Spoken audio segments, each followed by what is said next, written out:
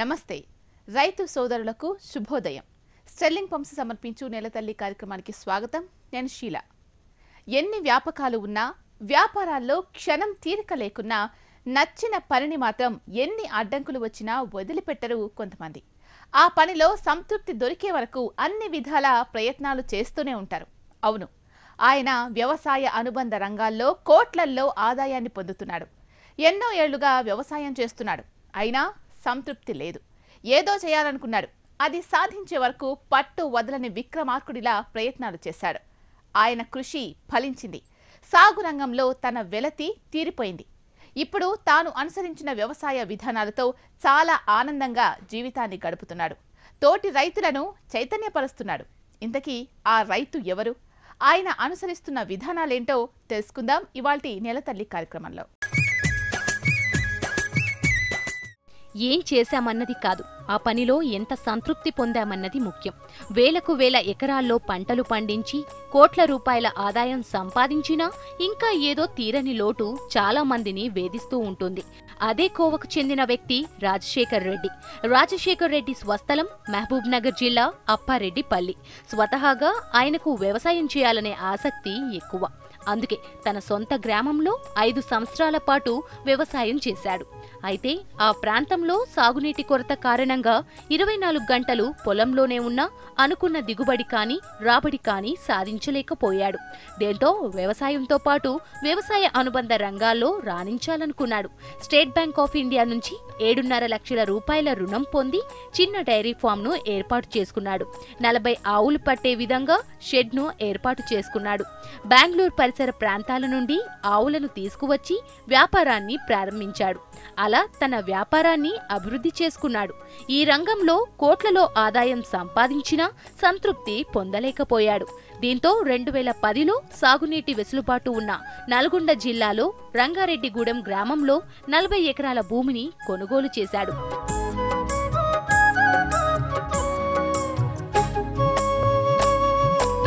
నల్గొండలో ఎక్కువ మంది రైతులు మోసంబి సాగు చేస్తూ ఉంటారు.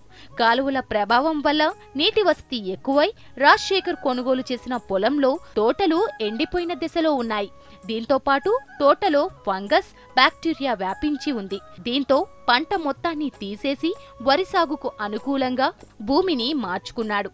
వరి సాగు ప్రారంభించాడు. 2011 నుంచి వరి సాగు చేస్తున్నాడు. మొదటి 2 సంవత్సరాలు బీపీటీని పండించారు. ఆ తర్వాత ప్రైవేట్ కంపెనీలు విడుదల చేసిన సన్నాలను రబీ, ఖరీఫ్లో 2 సీజన్లలో సాగు చేశాడు. రైతుగా, తర్వాత పాడి రైతుగా, తర్వాత డైరీ ఇండస్ట్రీకి అడుగుపెట్టిన. ఇంత చేసి సరే రైతుగా ఉన్నప్పటికంటే కూడా డైరీ ఇండస్ట్రీగా ఎదిగినప్పుడు వచ్చే ఆదాయం చూసినా కానీ ఎందుకు మనసుకు అంత సాటిస్ఫాక్షన్ అనిపించకపోయేది.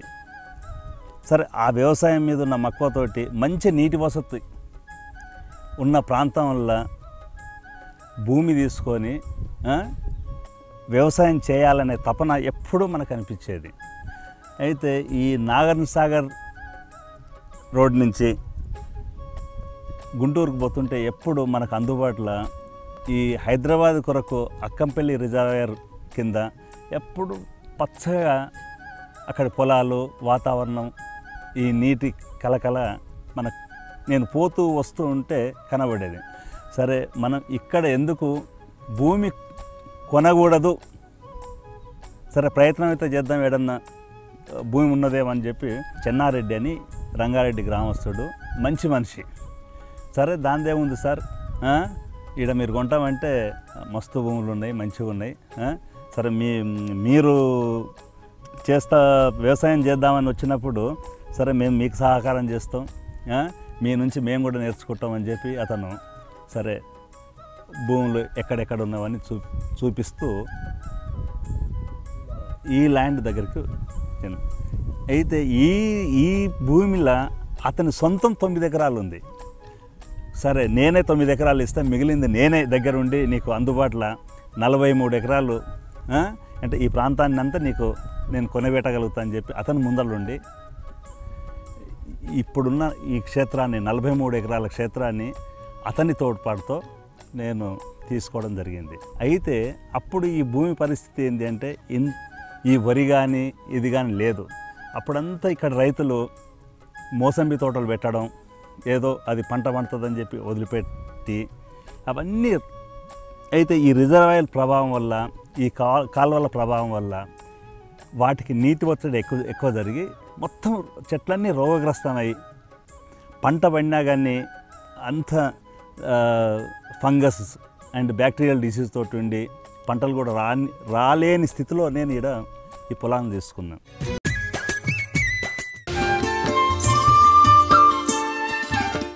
గత 4 సంవత్సరాలుగా రసాయనాలతో వరిని సాగు చేశాడు. కానీ పెద్దగా లాభం కనిపించలేదు. దీంతో కర్నూలు జిల్లాలో ప్రకృతి సాగు చేస్తున్న రైతు అనుభవాలను తెలుసుకున్నాడు. దీంతో స్వయంగా ఆ రైతు దగ్గరకు వెళ్లి ప్రకృతి సాగులో అనుసరించాల్సిన పద్ధతులను గురించి అడిగి తెలుసుకున్నాడు. తనకున్న 40 ఎకరాల భూమిలో పూర్తిగా ప్రకృతి వ్యవసాయం చేయాలని నిశ్చయించుకున్నాడు. ఇంత పెద్ద మొత్తంలో పంట సాగు చేసినప్పటికీ ఫర్టిలైజర్లు, మందులు, గూలికలు కొడుతుంటే ఏదో వెలితి ఏర్పడేది. అనుకున్న హాయి, ఆహ్లాదం మనసుకు దక్కేది కాదంటున్నాడు ఈ రైతు. ఓ రోజు యూట్యూబ్లో సేంద్రియ వ్యవసాయం చేసే రైతు అనుభవాలను చూశాడు. దీంతో ఆయన దగ్గర ఓ రోజంతా గడిపి ప్రకృతి వ్యవసాయ విధానాలను తెలుసుకున్నాడు. అప్పటినుంచి ఆర్గానిక్ వ్యవసాయంపై ఆసక్తి పెంచుకున్నాడు. ఈసారి వ్యవసాయం చేస్తే గో ఆధారిత వ్యవసాయం చేయాలని గట్టిగా నిశ్చయించుకున్నాడు. ఈసారి వ్యవసాయం చేస్తే గో ఆధారిత వ్యవసాయమే చేయాలి, లేదు అంటే చేయకూడదు అంతే అనుకొని దేశీయ ఆవుల అదే కావాలని చెప్పి అప్పుడు మార్కెట్కి వెళ్ళి ఒక 5 ఆవులను, ఒక 8 దూళ్ళను తీసుకొని వాటికి వసతి ఏర్పాటుని చేసి వాటితో వస్తున్న అన్ని ఘనజీవామృతాన్ని అవన్నీ తయారు చేసి పెట్టుకొని ఇప్పుడు మనం ఏది అసలు ఏ వరి రకాన్ని ఎన్నుకుంటే బాగుంటుంది, ఈ ఆర్గానిక్ వ్యవసాయానికి మొట్టమొదలు ఏదైతే అనుగుణం ఉంటుందని చూసి మనకున్న వరి రకాలల్లో 15048 ఎన్నుకొని ఇది 34 ఎకరాలు సేద్యం చేయాలని ప్లానింగ్ చేసుకొని, సరే మనకు మొదటి నుంచి ట్రెడిషనల్గా సన్న బియ్యం అని అంటే మనం ఏమంటాం బీపీటీ అంటాం, లేకపోతే సాంబా మసూరి అంటాం, అది కూడా వేద్దామని అది ఒక 6 ఎకరాలు, ఇది 34 ఎకరాలు, మొత్తం 40 ఎకరాలు వేయాలని. గో ఆధారిత వ్యవసాయానికి దేశీయ ఆవులు కావాలి. అయితే డైరీ ఫామ్లో అన్ని క్రాస్ బ్రీడ్సే ఉన్నాయి. దీంతో మార్కెట్లో 5 దేశీయ ఆవులను, 8 దూడలను కొనుగోలు చేశాడు. వాటికి వసతి ఏర్పాటు చేశాడు.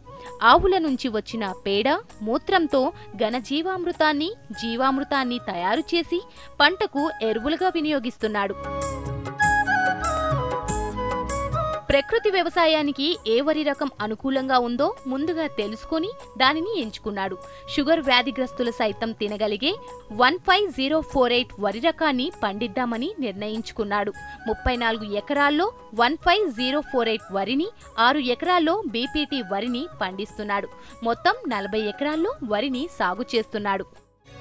భూమి ఎక్కువ మొత్తంలో ఉండటం, ఎంచుకున్నది కొత్త వరి రకాలు కావడంతో సరైన యాజమాన్య పద్ధతులను పాటించాడు రాజశేఖర్ రెడ్డి. విత్తనం నాటే దగ్గర నుంచి కోత వరకు ఎన్నో జాగ్రత్తలు తీసుకున్నాడు.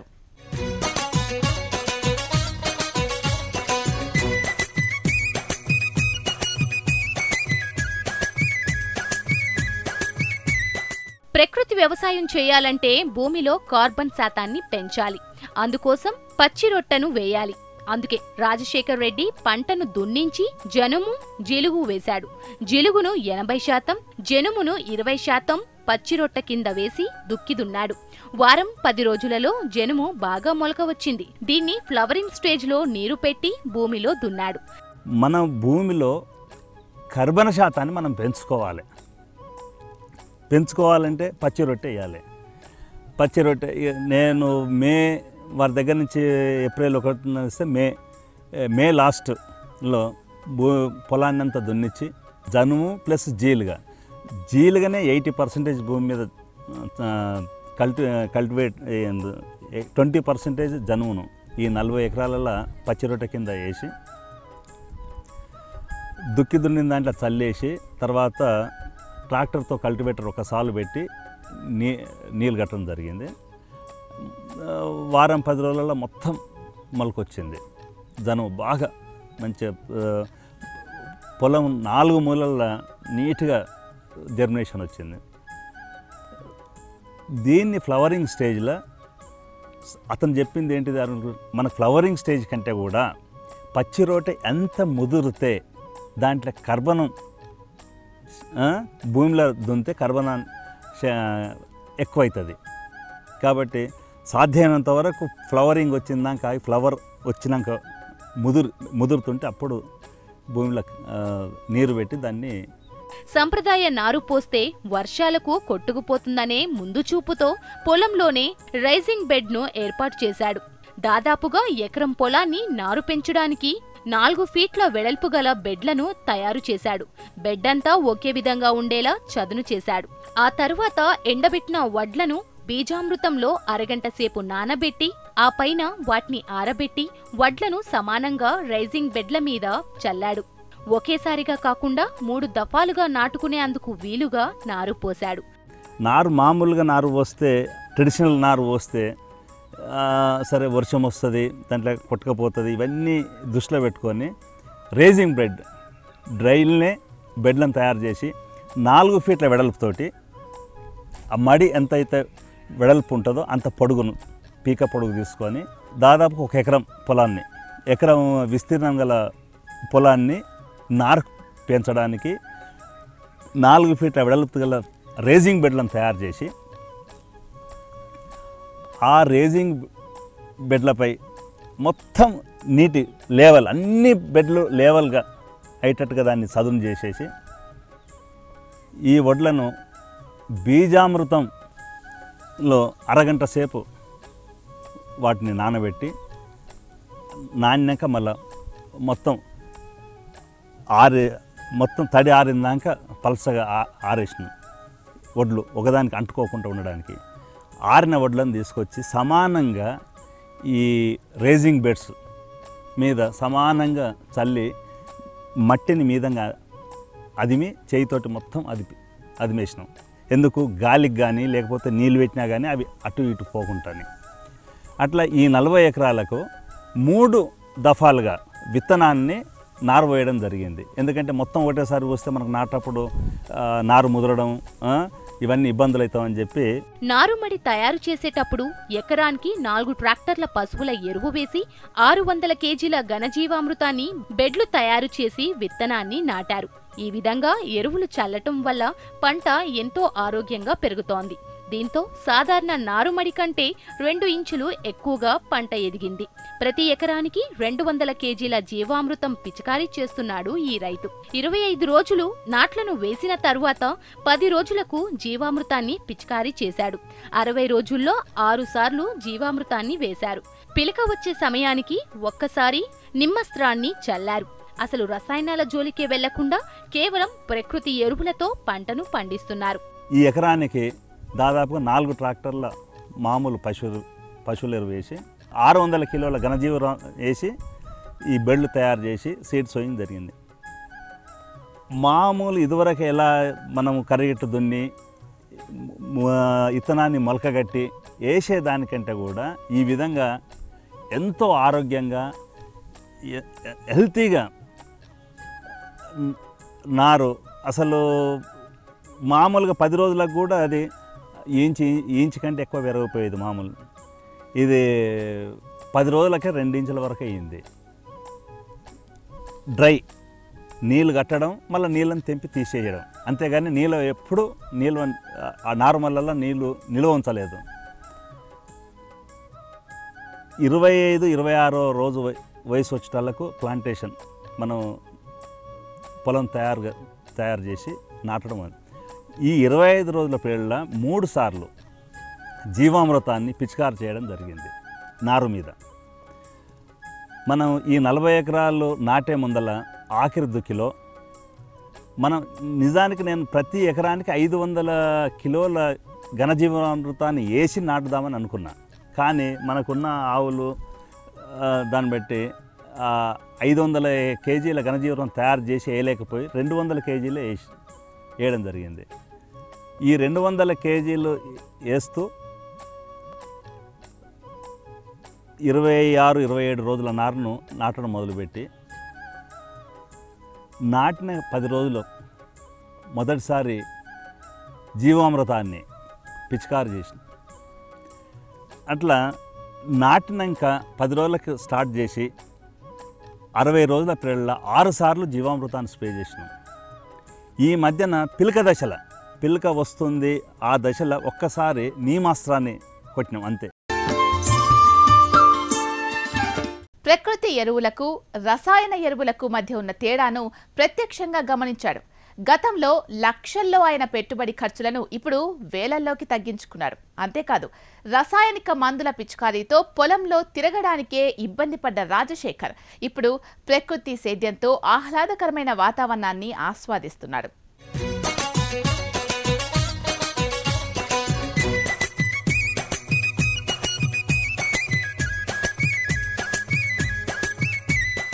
అప్పట్లో రసాయన మందుల పిచికారీ చేసిన రాజశేఖర్ రెడ్డి ఆ సమయంలో పొలంలో తిరగాలంటేనే భయంగా ఉండేదని, కానీ ఇప్పుడు పొలం గట్ల వెంపడి తిరుగుతుంటే ఆహ్లాదకరమైన వాతావరణం ఉందని ఆనందం వ్యక్తం చేస్తున్నాడు. ప్రకృతి ఎరువులతో పండిన పంట కావడంతో పంట కూడా లేత బంగారు రంగులో మెరిసిపోతోంది. రసాయనిక ప్రకృతి ఎరువులకు మధ్య ఉన్న తేడా ఇట్టే తెలిసిపోతోంది. 10 రోజులకు ఒకసారి ఎనీ స్ప్రే, ఒకటి బ్యాక్టీరియల్ కొరకని, చిన్న రసం పీల్చే పురుగులకని, తర్వాత 20 రోజుల దశ రాగానే పిలకలు వస్తున్న దశలో స్టెంబోరర్ అది ఇది పడకుండా ఉండడానికని గుళికలు వేయడం. గుళికలు వేసిన తర్వాత కరుకుకొచ్చి పొట్ట దశ నుంచి మనం కోసే దశ వరకు సుడిదోమకని, బ్యాక్టీరియల్ కని రకరకాలుగా ఒక 5-6 సార్లు స్ప్రే చేసేది పెస్టిసైడ్. అయితే మనం నాటినప్పటి నుంచి పొలంలో ఎప్పుడు తిరిగినా కానీ ఆ వాసన, ఆ పెస్టిసైడ్ వాసన, ఆ గుళికల వాసన కడుపులో తిప్పినట్టు అయ్యి పొలం నుంచి ఎంత తొందరగా బయటికి వెళ్దామా అని అనిపించేది. అలాంటిది ఇప్పుడు పొలం వల్ల తిరుగుతూ ఉంటే ఆ గాలి, మంచి సువాసన, ఆ పైరు వాసన, ఇవన్నీ అసలు పొలం నుంచి బయటికి వెళ్ళకుండా ఎంతసేపు అయినా సరే దాని చుట్టూ తిరగాలనిపించేది. గతంలో 40 ఎకరాలకు 3 లక్షల రూపాయల వరకు పెట్టుబడి ఖర్చులు అయ్యేవి. ఈ ఖరీఫ్కు మాత్రం కేవలం 30,000 లోపు మాత్రమే ఖర్చు అయింది. ఎలాంటి రసాయనాలు లేకుండా వ్యవసాయంలో వరి సాగు బాగుండడంతో చిన్ననాటి నుండి వ్యవసాయం చేసినప్పుడు లేని సంతోషం ఇప్పుడు ఉందని చెప్తున్నాడు రాజశేఖర్ రెడ్డి.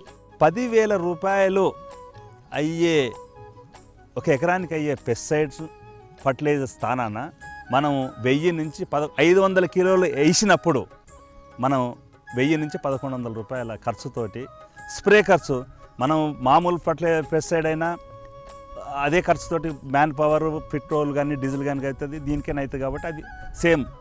అదనంగా అయ్యేది ఏంటిది, దానికి 10,000 అయితే మనం ఇక్కడ 1000 నుంచి 1100 రూపాయలు, అంటే దాదాపుగా 90% సేవింగ్స్. దానికి దీనికి తేడా ఉంది. ఇది ప్రతి ఒక్కరు ఆలోచించాల్సిన విషయం. రైతు ప్రత్యక్షంగా లాభాలను చూస్తే చాలు ఆ విధానాలను అనుసరిస్తాడని గట్టిగా చెప్తున్నాడు రాజశేఖర్. గ్రామంలో 2-3 ఏళ్లలో ప్రతి రైతు ఈ ప్రకృతి వ్యవసాయ విధానాన్ని పాటిస్తారని ఆశాభావం వ్యక్తం చేస్తున్నారు. రైతుకు మనం ఏదో చేయాల్సిన అవసరం లేదు. అతనికి లాభం అనిపించేటట్టుగా మార్గం ఏర్పరిస్తే ఆ మార్గం గుండా తప్పకుండా ఫాలో అవుతాడని నా అభిప్రాయం. అట్లే ఈ ఊర్లో నేను మొట్టమొదలు ఈ సేంద్రియ వ్యవసాయం మొదలుపెట్టిన కదా, చిన్నగా 2 ఏళ్ళు 3 ఏళ్ళ లోపు ప్రతి రైతు ఈ ఊర్లో, ప్రతి రైతు ఈ పొలాన్ని, ఈ వ్యవసాయ విధానం చూసి నేను 100% ప్రతి రైతు కూడా ఈ వ్యవసాయ విధానాన్ని పాటిస్తాడని ఆశిస్తున్నా. ఎందుకు, దీంట్లో లాభం కంటికి కానొస్తుంది. లాభం వచ్చినప్పుడు నువ్వు ఎవ్వరేం చెప్పాల్సిన అవసరం లేదు. ప్రతి రైతు వాళ్ళంతకు వాళ్ళే మోటివేట్ అయ్యి చేస్తారు.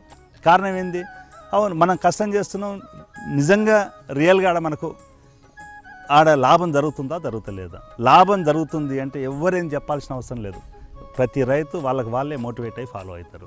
ప్రభుత్వాలు కూడా ఇలాంటి వ్యవసాయాలను ప్రోత్సహించాలని కోరుతున్నాడు రాజశేఖర్. ప్రకృతి వ్యవసాయ విధానాలపై రైతులకు అవగాహన కల్పిస్తే అందరూ ఈ సాగు వైపు మళ్లే అవకాశం ఉందని చెప్తున్నాడు. వ్యవసాయ అధికారి చేతి నుండి సబ్సిడీ రూపంలో కోట్లాది రూపాయలు వివిధ రకాలుగా రైతుల కొరకని ఖర్చు పెట్టడం జరుగుతుంది.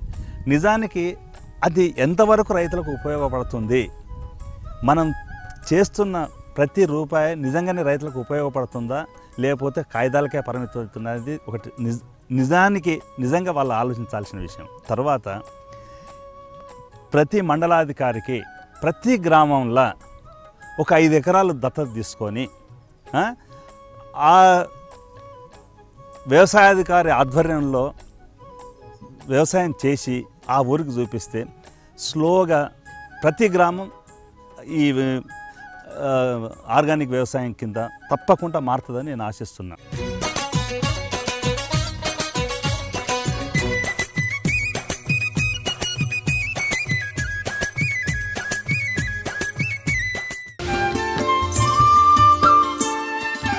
సాగు రంగంలో సరికొత్త టెక్నాలజీ వచ్చినా, ఆధునిక వ్యవసాయ పద్ధతులు అందుబాటులో ఉన్నా ఇవేవి రైతులను సంతృప్తి కలిగించలేకపోతున్నాయి.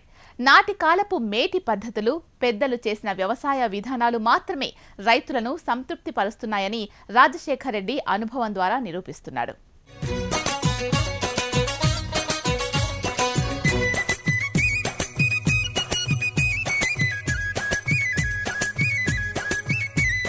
ఇది వాల్టి స్టెర్లింగ్ పంప్స్ సమర్పించు నేలతల్లి కార్యక్రమం విశేషాలు.